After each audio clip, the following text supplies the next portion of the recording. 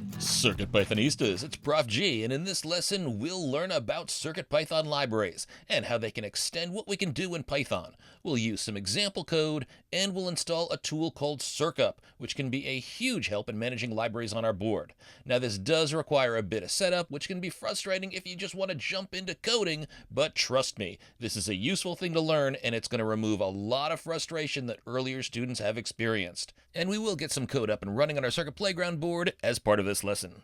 If you're brand new and you haven't set up your board yet, start with the first video in the playlist for your board, and if you share my work with others, thanks for helping out. Now let's talk libraries. So libraries, or modules, you'll sometimes hear these terms used interchangeably, are ways to extend the Python programming language. Standard Python doesn't know how to work with lights, sensors, buttons, or the other types of hardware that we use in this course. So if it helps, you can consider libraries sort of like adding new vocabulary to Python so that we can get new Python statements that do new stuff. Now, engineers at the Adafruit Corporation have developed and maintained over 900 open source libraries for CircuitPython. CircuitPython works with a ton of additional hardware, but the libraries are so big that all of them wouldn't fit on most boards. The memory on most microcontrollers is pretty small, but you can visit circuitpython.org and download all of the libraries, plus hundreds of sample code examples showing you how to use them. Also, in addition to the hundreds of libraries engineers at Adafruit have created and maintained, there are hundreds more developed and maintained by volunteers in something called the Community Library. So you drag a library on your board, and you extend what CircuitPython can do, like work with lights, play sounds, recognize sensors. And libraries are great. They mean there's an almost infinite amount of expansion that can be added to the CircuitPython language, but adding and upgrading library files manually can be a real pain. It's error-prone, files you might need aren't obvious, it can be tough to find what you need among the hundreds of files that are available, and working with libraries has been a frustration for lots of my former students. But fortunately, there's a great utility that we can use that will make working with libraries much easier, and it's called CircUp. You use CircUp to install library files on your board, and it will also upgrade any files if new versions are available, and it'll even look at your Python code and install any additional files that code needs to run. Shout out to Nicholas Tollervey, CircUp's creator. It's free, open source, and now lives on the Adafruit GitHub pages. So first up, I want to show you how we can use CircUp to install libraries needed by the code on our board. So we're going to put some Adafruit example code on our board to see how this works. So follow along with me. We're going to find and download the latest library bundle. I'll show you how you can find example code. We'll explore the examples folder, and we'll load some example code on our board. We'll note that the code does not run because we don't have any libraries installed on our board yet, so we'll install CircUp, which requires a few steps, but it's definitely worth it, and we'll only have to do those once. And then we'll use CircUp to look at our example code and automatically install all the libraries we need to our board's lib folder. Let's start by downloading the libraries bundle so that we can get some example code and put an example on our board. Now, to make sure you get the same results as me, my students probably are using boards that have been used by other students. Let's start with an empty libraries folder. Plug in your board, it'll show up on your computer as CircuitPy, go into the lib folder, and delete anything that's in there. Now, once again, let's open a browser and return to circuitpython.org. And this time we're going to click on Libraries in the tab at the top and scroll down until you find the Bundles section, and you want to find and click the download button for the version of CircuitPython that's installed on your board. Your version will probably save to your downloads folder, but I configured my browser to allow me to save it to the desktop. Then find the folder that you just downloaded. It should have a name something like Adafruit-CircuitPython-bundle. If it's still a .zip file, double-click that to unzip it. Then open the folder up, and let's take a look at what's inside. Now we see a few things in here. First, there are examples. Let's open up that folder, and there are a lot of examples. The libraries are usually named with the name of the hardware that they enable. Now, unfortunately, most products are named by hardware engineers, not marketers, so they have terrible alphanumeric names. But if we scroll down, we can see there's a folder named Circuit Playground. Now, this contains all sorts of examples using the various lights, sensors, and other features that are built into the Circuit Playground Bluefruit and the Circuit Playground Express. So let's go in this folder, and I'm going to turn on the columns format for the Finder window. This shows how we got here from the bundle folder to examples and then into Circuit Playground. And I'm also going to adjust the column width so that you can see things a bit better. And you'll see lots of files mentioning things like buttons, neopixels, shake, temperature. And the one that I want to use is this one here, Circuit Playground, touch, pixel, fill, rainbow.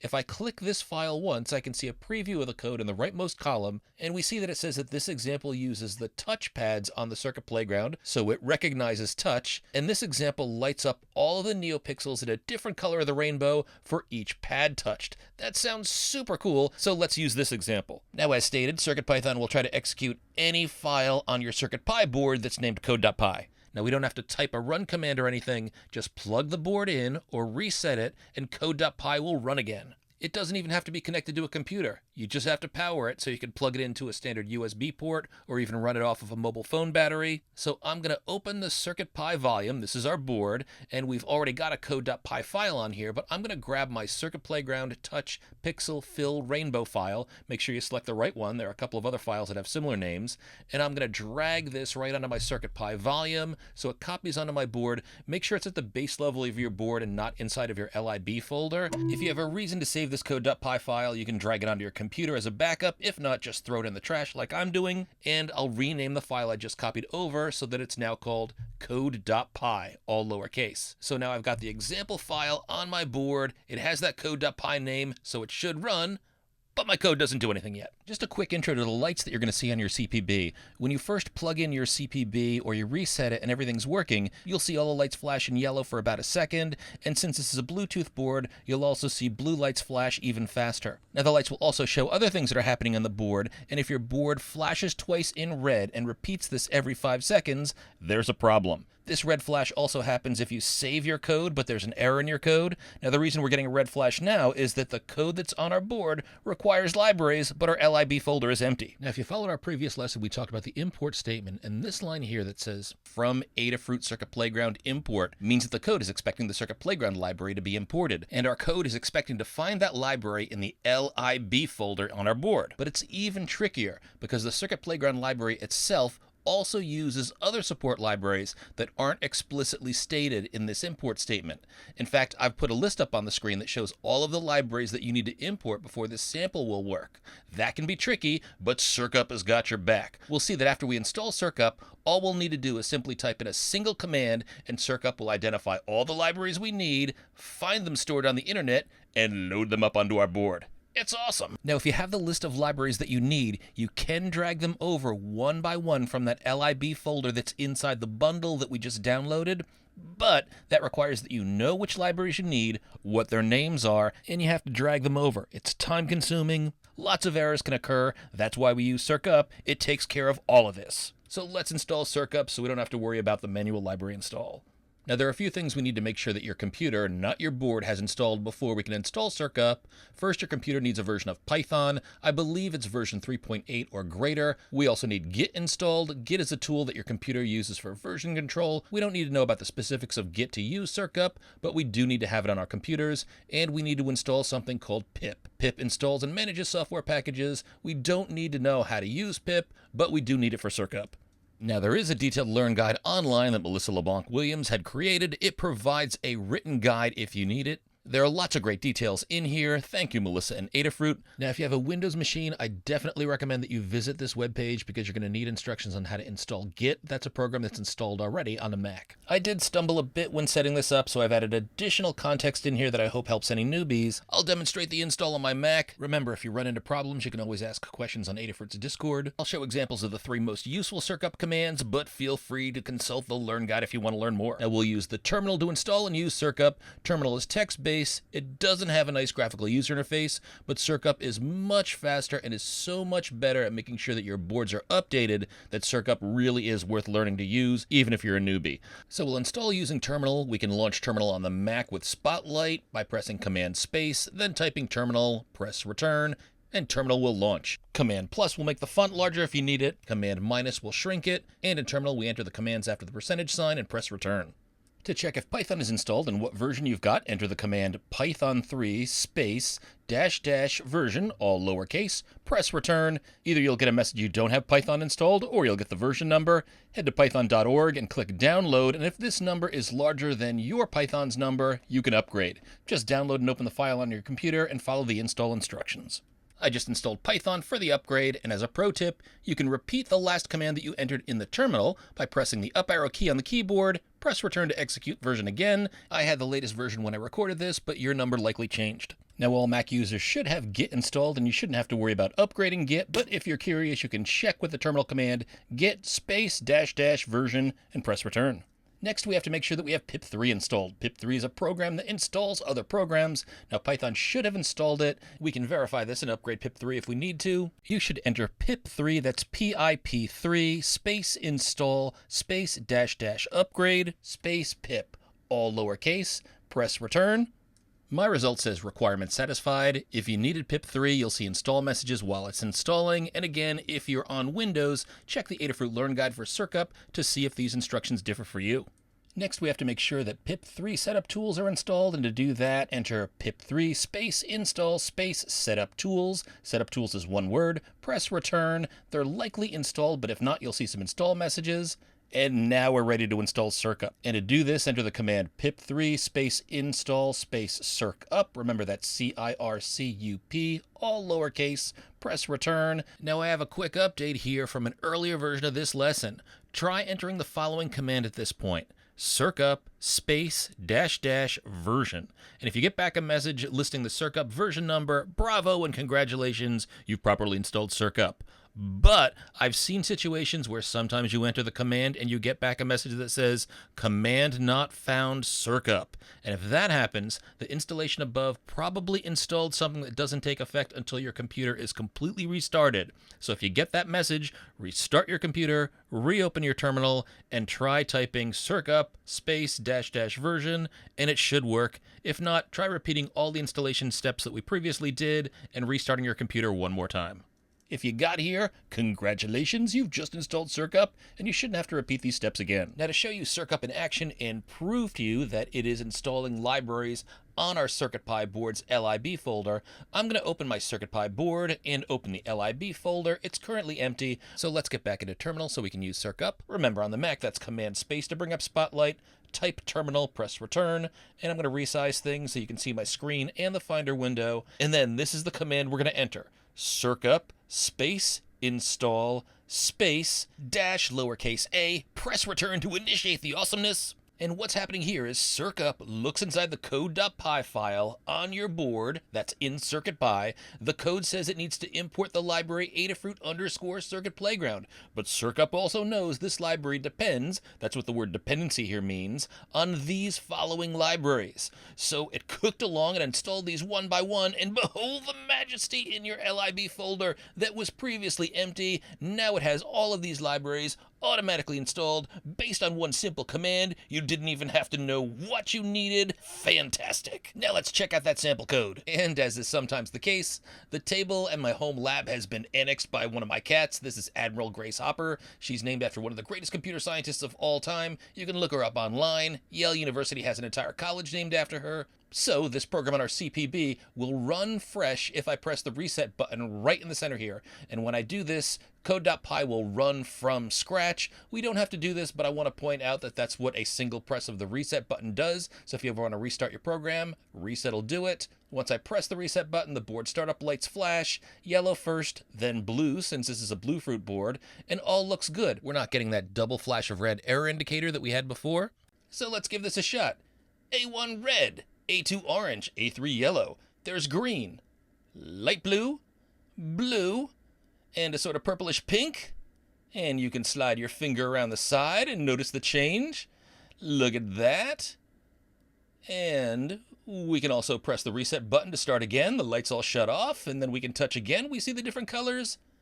Very nice. Now, before we finish this lesson, I do want to show you two more CircUp commands that are going to be very helpful to you. This first command will let us install libraries one at a time, because sometimes you know what library you want to install before you write your code.py file. The command is just CircUp install and the name of your library. In each tutorial, I should mention the name of any libraries you need, but you can usually find the name of the library that you need in the Learn Guide for that product at Adafruit.com.